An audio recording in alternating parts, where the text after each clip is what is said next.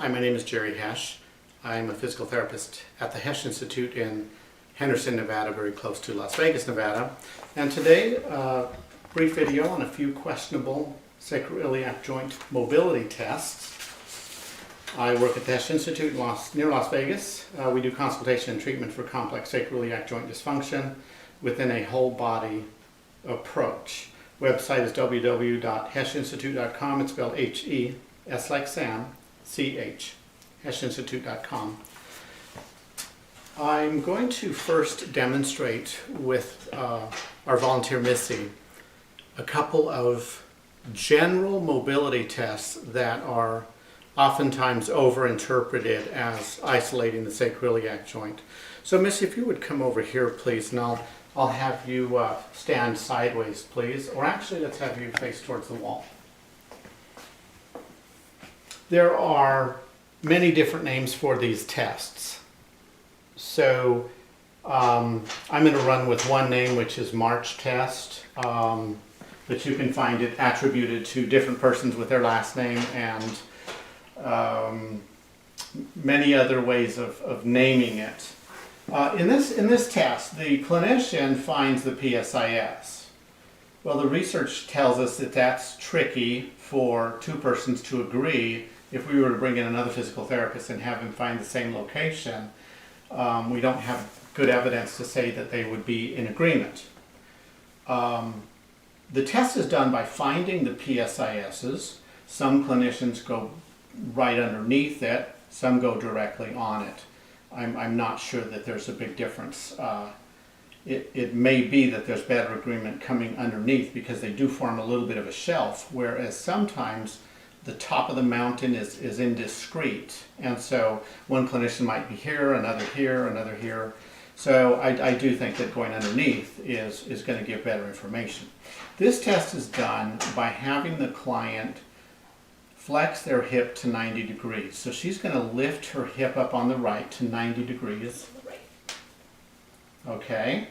And I evaluate the amount of excursion of that pelvic landmark. And the key word is pelvic landmark.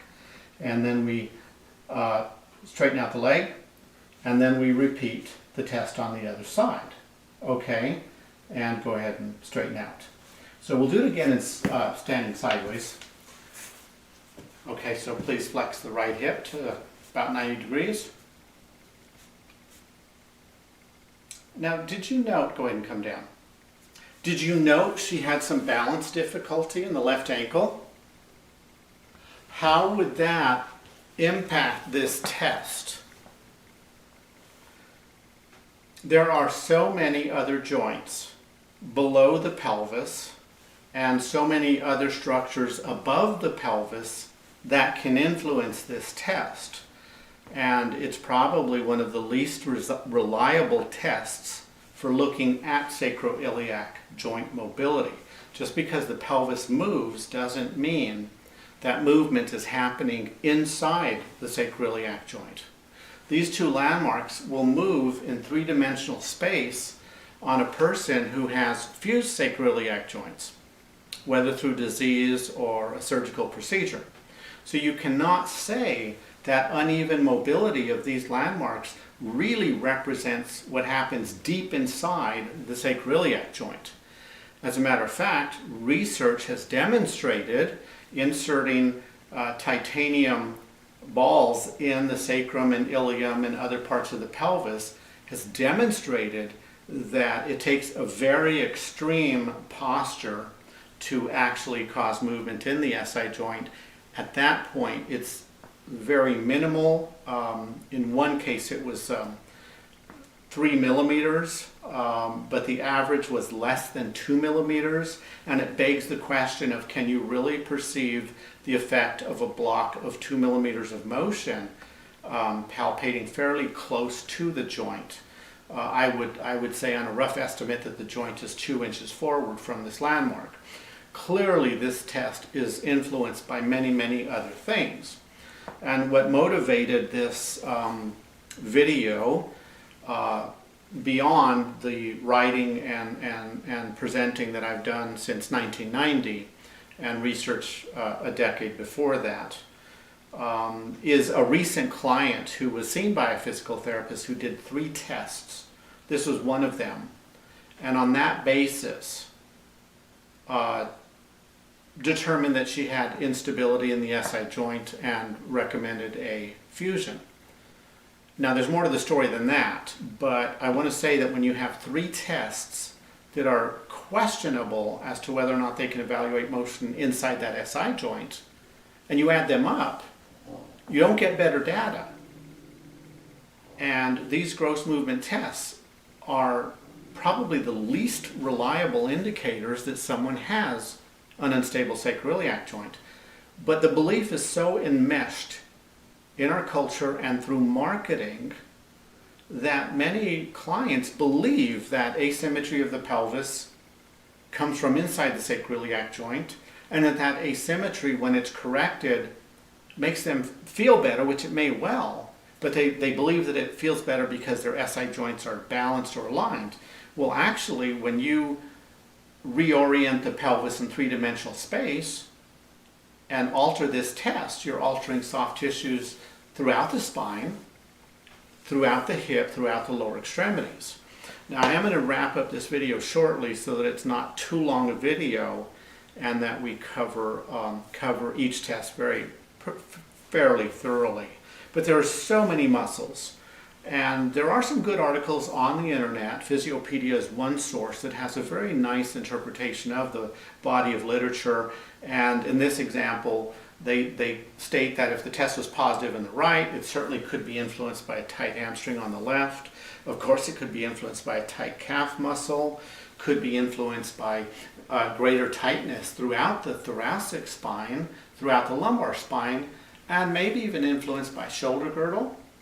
Also could be influenced by the cervical spine, because motion, when you do this test, starts way up high in the upper cervical. Go ahead and, sorry, I'm thinking of the other test. Let me change my thinking. Go ahead and lift your right hip up, or the left, either one. Okay, so it's based, okay, come back down, thank you. So yes, a fair amount of movement happens on the left side when she does that, but realize that she needs to be stable above.